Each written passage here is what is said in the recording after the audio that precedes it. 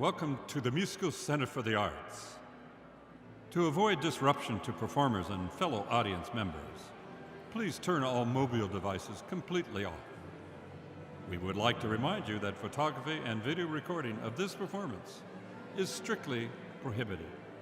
Also, take a moment and locate the nearest emergency exit to your seating area. Thank you, and enjoy the performance.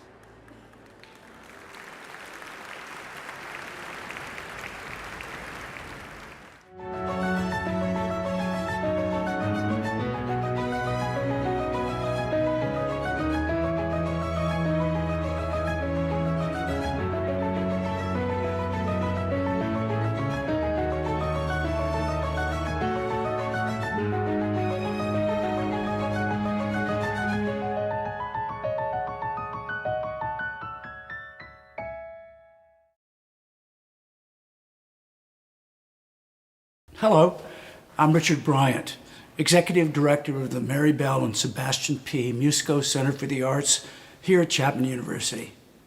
Welcome back to our At the Musico online series, where you can connect in real time with faculty, students, professional artists, and one another, all engaged in what we call the art of community.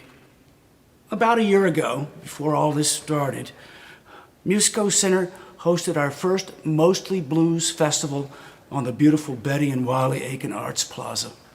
This free outdoor event brought our community together to celebrate the blues for its central importance in American music, as well as its global impact with artists like Booker T, the Iguanas, and Aki Kumar. It was so much fun. And tonight, we're delighted to welcome back the incomparable Aki Kumar Trio for the first event in our online Mostly Blues series. Enjoy the performance, and we hope to see you back for our next Mostly Blues at the Musico online event on Thursday, October 29, featuring a discussion about the blues diaspora and blues roots. Now, here's your host, Musico Center's Napoleon Gladney. Good evening and welcome to our first Mostly Blues online event of the fall. I'm Napoleon, your host this evening. If this is your first time joining us, welcome. Please take a moment to like, follow, and subscribe to Musico Center on Facebook, Instagram, and YouTube. You can also join our email list for updates on new happenings and online events at musicocenter.org. We will be announcing some new online events in the coming weeks. Before we start the performance, I am so excited to welcome Aki Kumar to the conversation. Welcome, Aki. Hello, Napoleon. Hello, everybody. How are you doing this evening? I'm doing great. Good spirits. Got the trio here, and we're looking forward to the presentation. We are too. So where are you joining us from tonight? San Jose, California. My garage. Oh, nice. You have a nice little setup there, I see. Yeah, that's one of the side benefits, I can say, of the pandemic this year. If there's any positive to draw from it, it's that I got a little bit of extra time to set up a little recording space, which I hadn't had for 10 years before that. So you're fully immersed in it. You know, I'm happy to see it. It's really cool. Good. So we've received some great questions from our viewers. So let's dive right in, shall we? Sure. Perfect. A few of our questions are about your musical origin story and journey to becoming a professional musician. Tell us about some of your early music influences and how you originally connected to singing and playing instruments. So this question comes up a lot, and the question that gets asked also is, do I have musicians in the family? And the answer is no. There's nobody in my family that plays, music professionally or even in an amateur manner. But my parents, my mom and my dad, they're big music aficionados, and so growing up in India, I was surrounded by music in many ways. My dad, whatever meager savings he had, he built up a very small and humble kind of a record collection, which at that time in India was an expensive habit. But he had a record collection, and it spanned all kinds of genres. So, from pop music, American pop music, to Western classical music, Beethoven, Bach, and a lot of Indian traditional music, Hindustani music, and Indian pop, Bollywood music. So I listened to a lot of that through his listening habits. And my mom is, she's not a professional singer, but she loved to sing. She sang all the time, and I kind of inherit that from her. I've turned into like a professional shower singer because I grew up listening to her sing. So that kind of musical influence was always there in my life. And as I grew a little older in my early teen, years, there was a small, very tiny Casio keyboard that I got my hands on. I tried to dabble with that, and then took a couple of years very basic Hindustani music training, which introduced me to Indian rhythms and the basic scales and notations and all that stuff.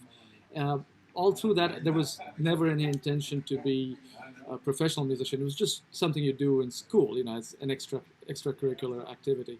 It's much later that when I came to the U.S., got my degree in computer science, became a working software engineer, and then started reconnecting to music and specifically to blues.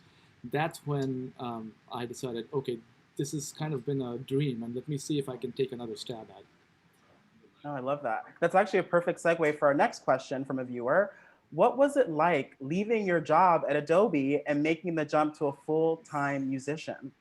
Okay, so this is not a black and white kind of a decision that was made. Because I'm not a inherent risk taker, so this whole notion of, leave everything behind and just start afresh, it's kind of coming from India with traditional Indian upbringing and parenting. That's a no-no.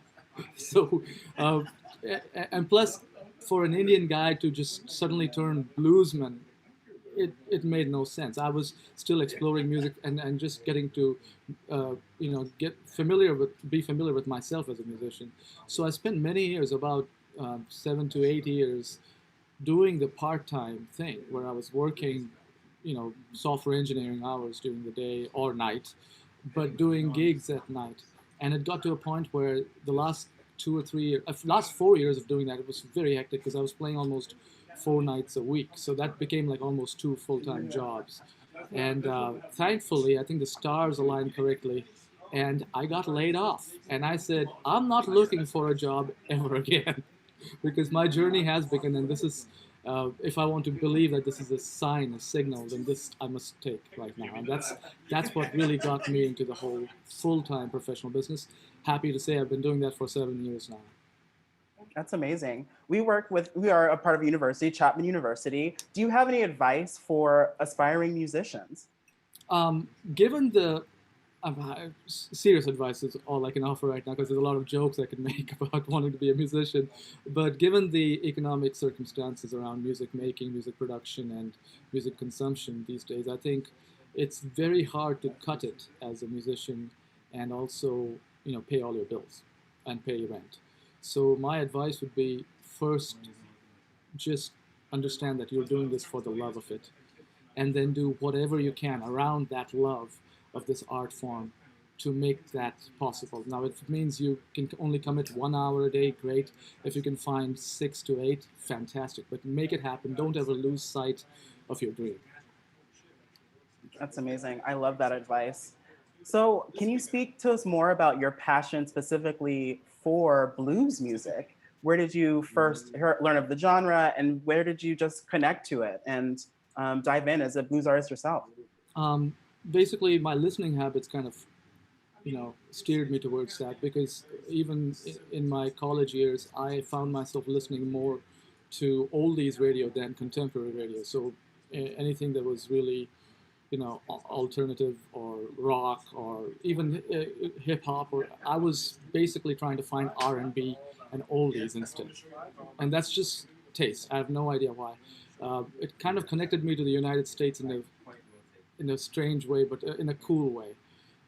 And when I got into my early 20s, through listening to oldies and early rock and roll, I realized a lot of this, in fact, all of rock and roll, came from the blues. And so I started exploring the blues, and that's when I kind of just, lost my mind, because it's some of the heaviest music I've ever heard. the tonality of it, the rhythmic interplay, the improvisation behind it, the storytelling, the voices that tell those stories. And then as I delved into it deeper, just realizing that this is truly what it is the story of the African American experience in the United States.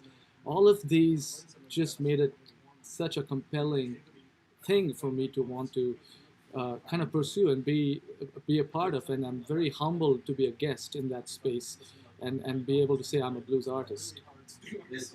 Well, we're happy you're a blues artist, and we love your artistry and what you do. And you bring such a unique take on it, bringing in your total background, your total history to your art, which is really inspiring for so many, myself included. We have another question from the audience. You're sparking so many great questions. Who's your favorite blues artist, and what inspired you to pick up the harp? There is no favorite blues artist. Again, this is like a continuum. And I would say pretty much the kinds of artists I listen to heavily are the electric blues artists: Muddy Waters, Howlin' Wolf, Little Walter, Junior Wells, James Cotton. A lot of harmonica influences, obviously, but B.B. King, Freddie King, Albert King, all of the greats, and a lot of the pre-war artists. I'm talking World War II, of course. Especially as John Lee Williamson, also known as Sonny Boy Williamson, Lightning Hopkins. The list is endless, and there's no one single artist that is has got the definitive sound that I try to chase. It's all of the above. As for harmonica, to me, there was just something that drew me to the tone of it, and the way blues artists specifically make it speak, almost like it's a human voice, just a different kind of an accent, different variety of a human voice. And when you hear electric blues harmonica being played, especially like Big Walter or Little Walter, I don't even know how to explain it. It just has a physical effect on me. Kind of sometimes jolts me, sometimes inspires me. It just makes me want to jump up and, sing along and play along. So we have another question about some of your inspirations or influences. Whose stage presence has been an inspiration rather than a musical inspiration? That's a mix. Again, a lot of influences, and I think most of them are kind of subconscious. I rarely actively think about what I'm doing. I have gone and reviewed video and gone, oh my God, what did I do? But just innately, I think I draw from everybody I grew up listening to and watching. With the blues folks, there's a lot of, Junior Wells is one of my favorite guys to watch and be inspired from. I've been inspired by, but I've watched somebody like Etta Taylor just have this commanding, Etta James have this commanding presence on the audience, and just that is inspiring. But also Bollywood movies from the 50s and 60s, there were actors like Shammi Kapoor and Kishore Kumar who had very theatrical and charismatic kind of presence on stage, on the screen, and that's something I know that I've kind of absorbed within myself over the years. I love that. Some of your fans are asking, will we be seeing more of your undercover Everly Brothers self-duets? Yes, actually, I have one in the works, and I think they'll enjoy it. One of the reasons I kind of put that aside for a few months was precisely because I had to set up this recording space. The Everly Brothers, Undercover Everly Brothers project came about because in the early days of the pandemic, there was a strict, forbidden, do not meet anybody policy. But now with masks and very limited social interaction, I'm able to do a trio show, for instance. So I had to put the the Undercover Everly Brothers project aside, but I'll be bringing it back for sure. Very nice. So we're at our final question, and it's about tonight. What are we seeing tonight? And is there anything special that you want to share or want us to look out for or listen for throughout the evening? You're going to see a lot of this space, which is, I'm very proud to say, my new look garage studio. And you're going to listen to a true garage band trio. In fact, they're here. Hey, June and Ron, want to step here real quick and just wave to our fans who will be catching us performing live. They're here. We have two amazing musicians, the great June Core of this. June, come here. I don't know what's going on. Sorry, I was just putting the fire out. Yeah, that's June Core and Rome Yamalo, and that's going to be the spirit of our show. If there's one thing to watch out, it's some magic tricks. We're going to do a costume change, a wardrobe change, and I think you'll enjoy. I think you'll enjoy. Now it looks good. We have so much to look forward to. I'm so excited. All right, let's wrap this up. Thanks again for joining us before the concert, Aki, June, and Rome also. Now, let's get the show started. Oh, that worked.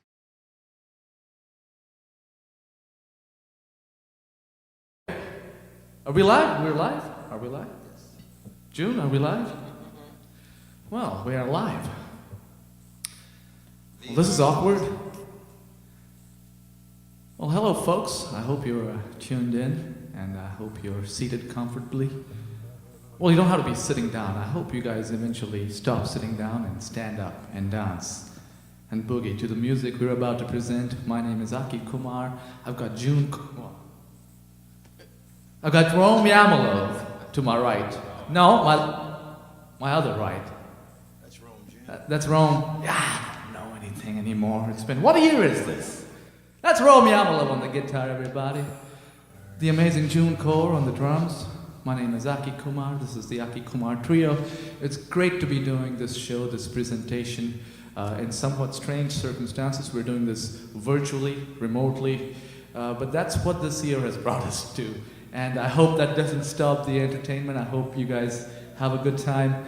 And a big thanks to Chapman University for inviting us back. We had a wonderful time delivering our blues at the Mostly Blues Festival last year, and we're here to do it all over again. And what do you think we should kick things off with, guys? That one. That one. Let's do it. The one we didn't rehearse?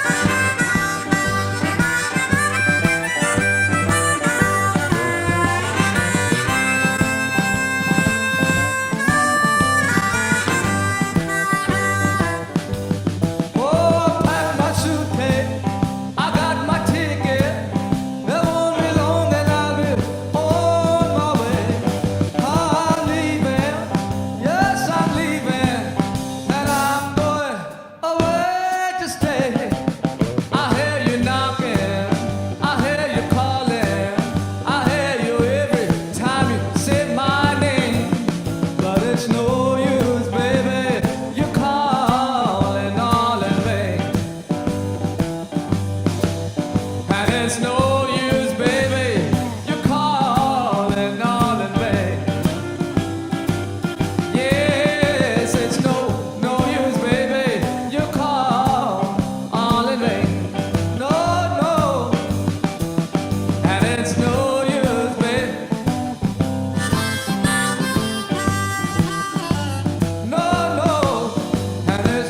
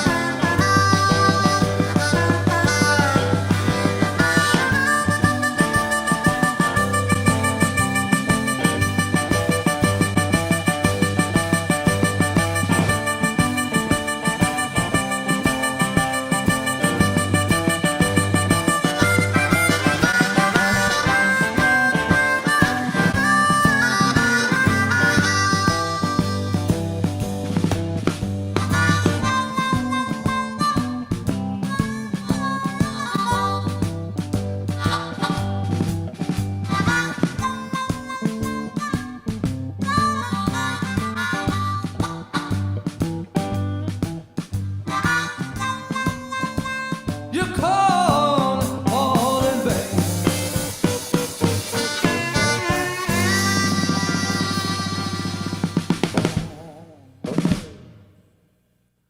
Oh yes, and blues for all you lazy Lester fans out there. That was a good way to warm up. How'd you guys feel about that?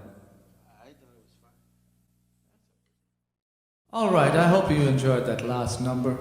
Lazy Lester is one of our favorite artists here in this band. We'd like to do a song by another one of our favorites.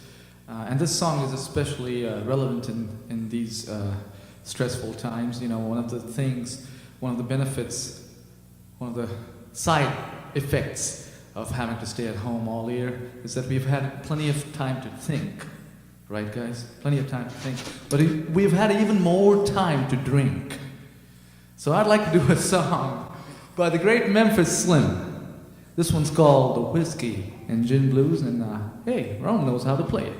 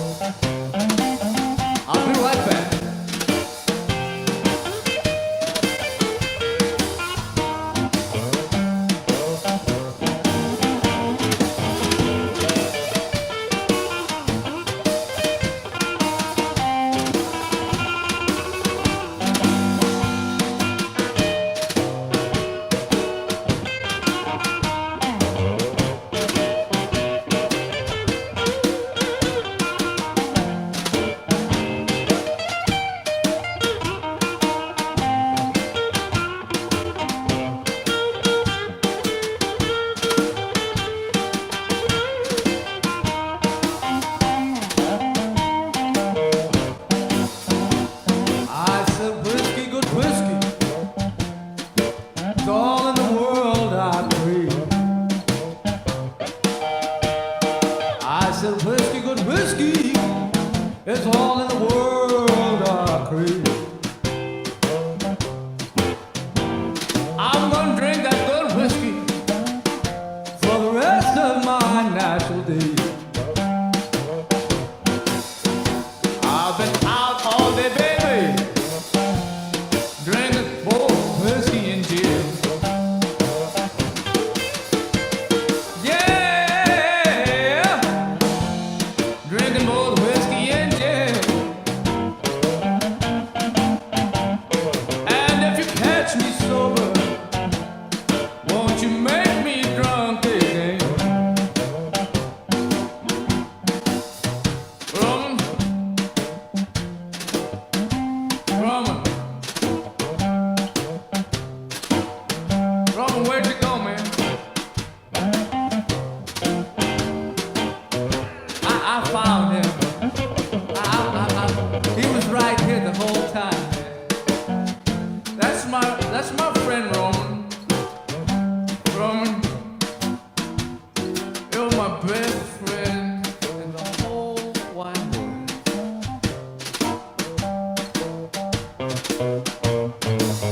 And you know, we've been having a good time today. But this party has got to stop, Roman. Because it's getting late. And I gotta get home, man. I gotta get home. So Roman, why don't you take me home?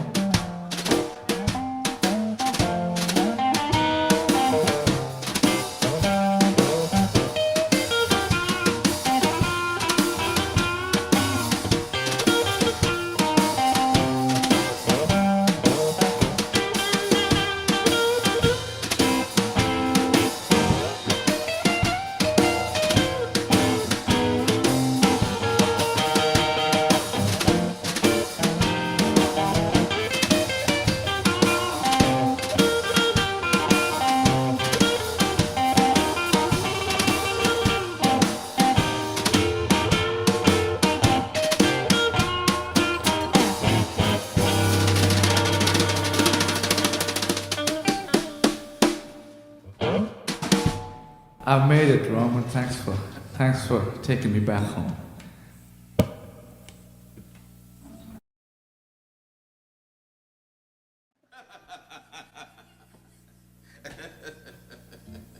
All right. Serious, guys.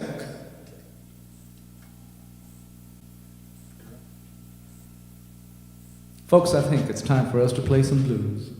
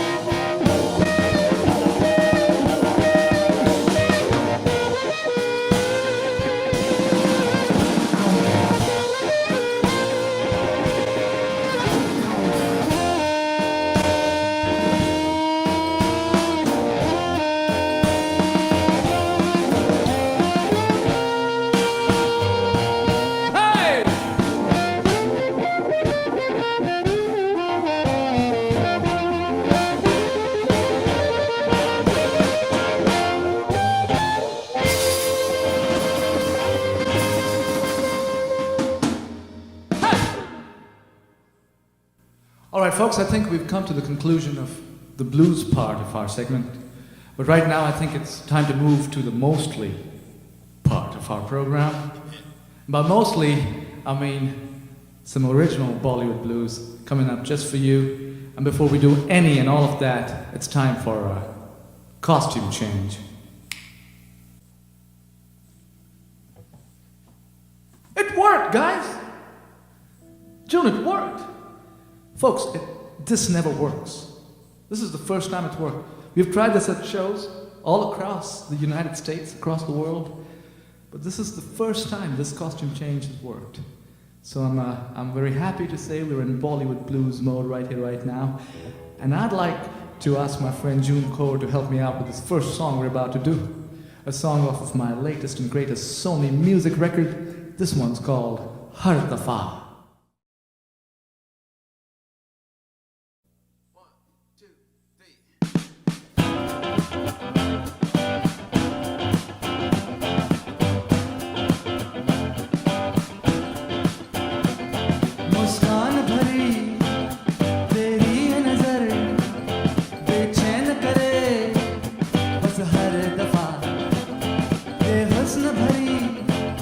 क्या चाल तेरी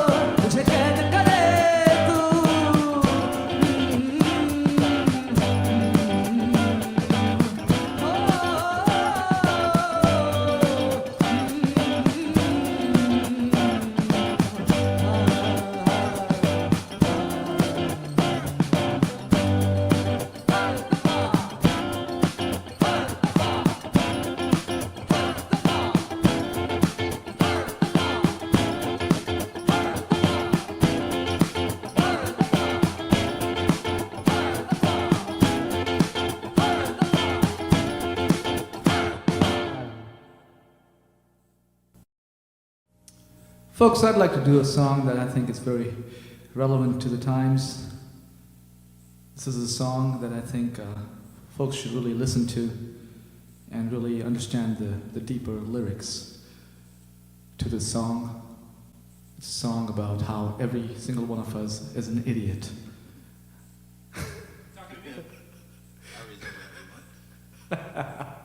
Folks, this next song is called Tiachu, another one of my creations for Sony. Check it out online, but right here, right now, check it out as we deliver it just for you on the Mostly Blues Festival.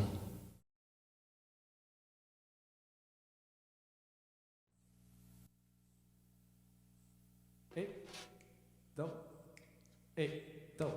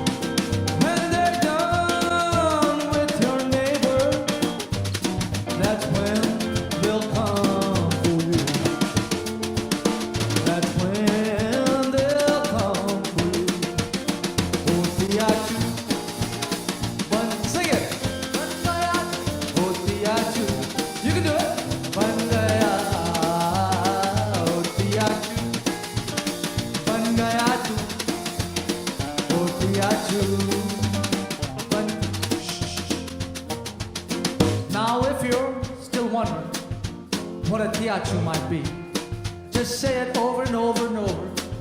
I promise you, you'll see it. Now, if there's no one in your life that is a tiachu, I hate to break it to you, my friend, but it just might be you. Oh, tiachu, tiachu, tiachu, Pangaya, tiachu, tiachu, tiachu, oh, tiachu, tiachu, tiachu, Pangaya.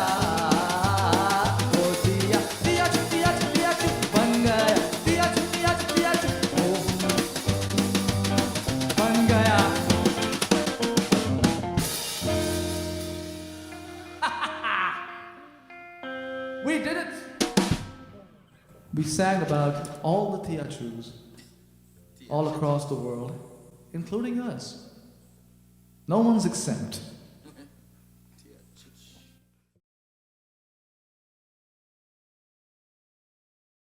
Folks, what I'd like to do right here, right now is a little bit of rock and roll and that old American and that old Bollywood tradition. Here's a song I wrote as a tribute to all of the great rockers and rollers that influenced me and turned me into this blues musician that I am today. You know, folks like Chuck Berry and Little Richard and Shammi Kapoor and Kishore Kumar and you know the list. This one's called Pick Me Mama. One of my Hindi and English rockers and rollers. June Core, you know what to do.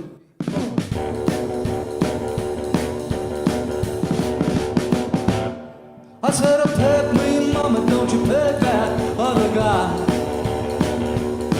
I said, pick me mama, I'ma tell you the reason why.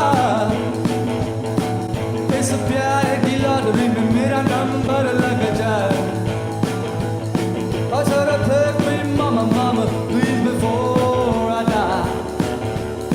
I said, pick me mama, mama, please don't walk away. I said, pick me mama, don't you treat me this way, no. और मेरी नियत है साफ, इरादे भी हैं अच्छे. I said, pick me mama, mama, won't you make my day? ना भी देंगे दे, हम अब तेरे पे. और तेरी हाँ या ना का बस यही सवाल. ओ ना भी देंगे ना, चाहूँ तेरा साथ. मेरी हालत का कुछ कर दो लो खया. Rock and roll, baby.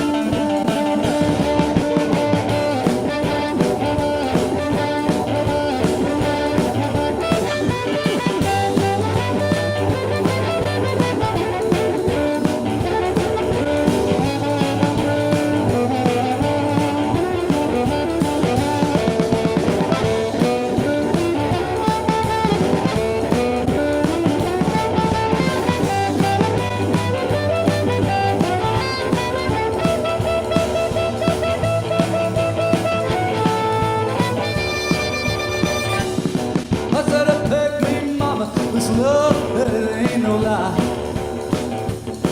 I said, pick me mama, there's a love you can't deny, no. अब मान दो जाके इस बात की है ये लड़ाई. Said, pick me mama, can't you hear me plead and cry? ना भी देंगे दे, हम अब तेरे पे. ओ तेरी दिल की उलझन का मैं भूल जवान. ना भी देंगे ना, चाहूँ तेरा साथ. अब फैसला कर दो लो जनाब. अब फैसला कर दो लो जनाब. अब फैसला कर भी लो जनाब.